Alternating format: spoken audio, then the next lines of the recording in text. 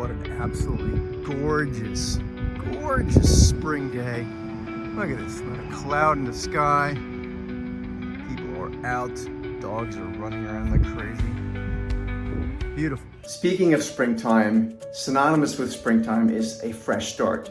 And for a lot of traders and investors, 2025 has brought about a whole lot of changes and they're kind of looking for a fresh start. Now, instead of learning all sorts of new things right away, I think the easiest way, the quickest way to have a fresh start, to get a lot better at trading and investing, is to avoid silly or dare I say stupid mistakes. They are so blatantly obvious once you see them. And in this video, I'm going to take you through what some of the stupidest mistakes are in trading and investing and how you can avoid them immediately. Now, before we look at specific examples of stupid mistakes and ones that we can immediately avoid in trading to make a huge difference and start winning, let's talk about this in the real world. So let's take skateboarding, for example. So if I were to skateboard where I'm here right now, where there's a lot of gravel on the ground, if you ever skateboarded before, that's not a very good thing to do. Like, it's an easy thing to avoid, because if I skateboard on a gravel thing, my wheel gets stuck and I might go flying right over the top of the skateboard. Stupid mistake, easy to avoid. Let's just not skateboard here, right? Let's find a better concrete that actually is suitable for skateboarding. Another way to look at it is through the lens of an unforced error. So if you think about tennis, in fact, that's actually a lot of where this comes from. In tennis, one of the major statistics that people follow is how many errors that a player made that were either forced, meaning the opponent forced me to make an error, or unforced, meaning I just made a stupid mistake, like I tried to volley something that was just, way too far from the net or whatever. And whatever, you'd imagine there's a lot of ways one could do that wrong. Now we've looked at some examples here in the real world as far as avoidable mistakes, avoiding an unforced error. Let's have a look at the markets and give you some specific examples. Let's go. Remember the tennis example, very important. What we're trying to do in the markets is to avoid unforced errors. Avoid really dumb things, because the statistic is very clear. Most trading accounts don't blow up because of 1,000 small mistakes. They typically blow up from a couple of really dumb unforced errors. So if we can just avoid a couple of really silly unforced errors, a couple of big losses that were absolutely avoidable, we can become profitable very quickly. Number one, knowing when not to trade. Really, really important. There might be an important economic data point coming out at some point, either during the trading day or maybe before the trading day, that we do not want to be exposed to from a trading perspective. Because believe it or not, these economic data points can dramatically affect the markets in either direction, up or down. And if we are exposing ourselves to something like this, particularly if it's a trade that has a more short-term duration to it, where if the trade were to go against us because of that known unknown, meaning we know the event, we don't know the reaction to it, at that point I'm just gambling. So not holding a pure trading position through a major economic data point is a very good thing to do. Number two is earnings reports. Very similar idea. We want to make sure that we avoid holding specifically individual stocks through their own earnings report from a trading perspective. The statistic is very simple. 80% of a stock's move in any given year happens in the back of the 4 earnings reports. So if we own a stock with a short-term bet in whatever direction, and the stock can do anything through that earnings report. Remember, the company might report a good number, a good outlook, and the stock could still drop. It's up to 1 or 2 big institutional investors saying, you know what, good enough, we're going to take some profits. Or vice versa, horrible numbers, horrible guidance, and someone comes in and says, you know what, we think this is as bad as it gets and the stock goes higher. So statistically speaking, being correct on earnings trades is actually very, very difficult. So that is a very easy way to avoid some really silly mistakes. A third one is oversizing a trade. Just because everything that we're checking, everyone on TV, my neighbor's dog, everything lines up and gives us a really high probability setup does not mean that I have to oversize that trade. Because if I do and I trade and I size it so big that if it doesn't work out, it will blow up my account, that's just not worth the risk, right? Avoiding oversizing trades as a third one, a really important and again a very easy thing to avoid. So those were three big, easy things to avoid that can get any trader or investor much quicker to the path of profitability. And think about this yourself. Maybe you've been trading for a while and you've probably made some mistakes before. Gosh knows I've been making mistakes for 25 plus years. If I would have just avoided the really big ones, the really obvious ones that led to big drawdowns, my accounts over the course of time would have been much larger. And if you're brand new to trading and investing, write this down because this is something that you can immediately implement to give you a real leg up and get to that profitability path much quicker. Let's talk about three more things. I've got a chart here, something called the chop zone. What is the chop zone? We want to avoid trading in the chop zone. The chop zone, you've got these two green lines, these two parallel lines on the screen here. And a lot of times what people will tend to do is they will chase what's called the breakout.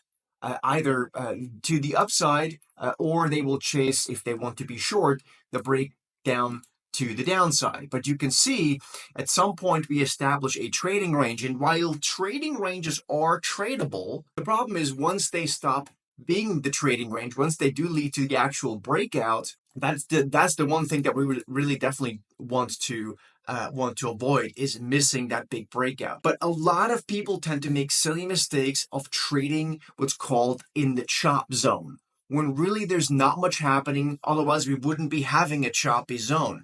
No big institutional investors, no big algorithms are even involved in that particular stock, index, future contract, what have you at the time. Otherwise, it would be making a big move. So avoiding the chop zone is, I think, an easy thing, certainly when you start trading investing, to avoid. That can really help you not have drawdowns. The second thing is chasing a trade after missing the entry. So let's assume one were trading this choppy zone and ultimately then ended up missing out as a result of trading choppy zone, the big breakout, and then they start chasing it. But they typically don't chase it right away. They chase it once it's already gone a long way, like maybe up here, at which point the trade is maybe almost already over.